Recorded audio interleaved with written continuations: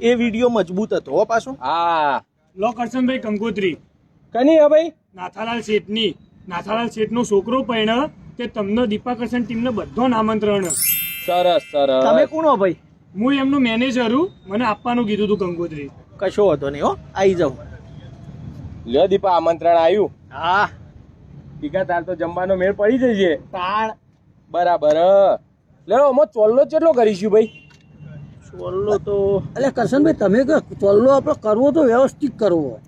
વ્યવસ્થિત કરવો પડે. ના ભાઈ નાથાલાલ શેઠ હું પાર્ટી ખાવાનું એ સારું એવું રાખશે એટલે 1000 રૂપિયા ચોલ્લો કરીએ બધાએ. હા બરાબર, મિનિમમ 1000 તો કરવો જ પડે. હા હું 1000 રૂપિયા તાણે 100 રૂપિયા કરવાનો હોય. અરે જો ચિંગુસાઈ વેળા ચાલુ કર્યા ને વને કાયમ ની વની રોમેણો હોય વના ભાઈ કદી રૂપિયો હોતો નહીં.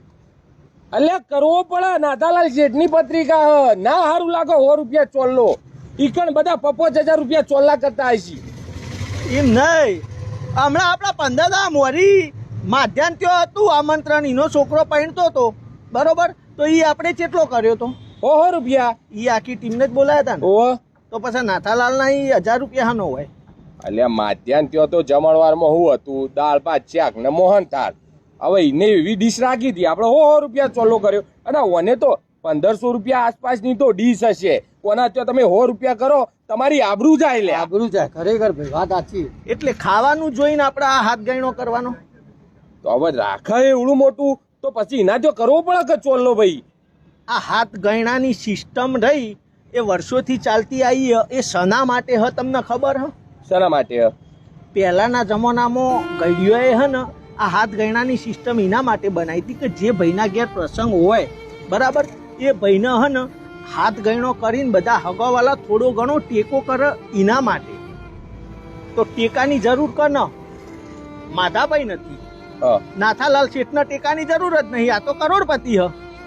ખાવાનું જોઈને તમે હાથ ગયણો કરો તો મેળાવ. સમજો મારી વાત, કહેવાનો મતલબ હું વાત તો સાચી.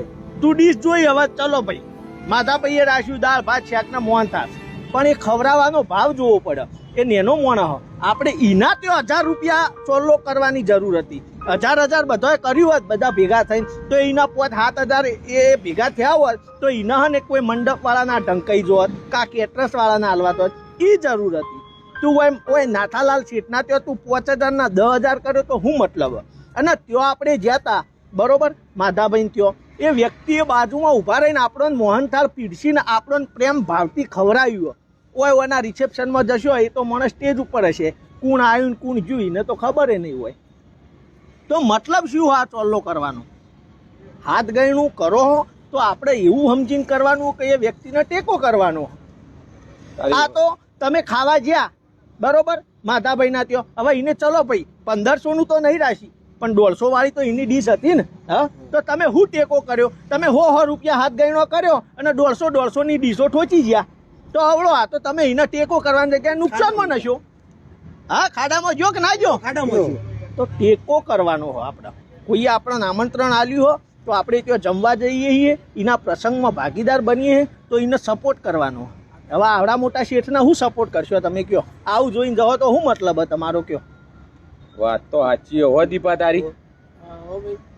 કદી નહીં આજ આ કાગડો રોમ બોલ્યો. સમજદારી વાળી વાત કરીએ છીએ કરીને મજબૂત વાત સાચી તારી. અત્યારે બધા આવું કરે. નેના માણસ ના ત્યાં ઓછો ચોલ્લો કરે અને પેલા પૈસા વાળા ના ત્યાં સારું લગાડવા માટે વધારે ચોલ્લો કરે.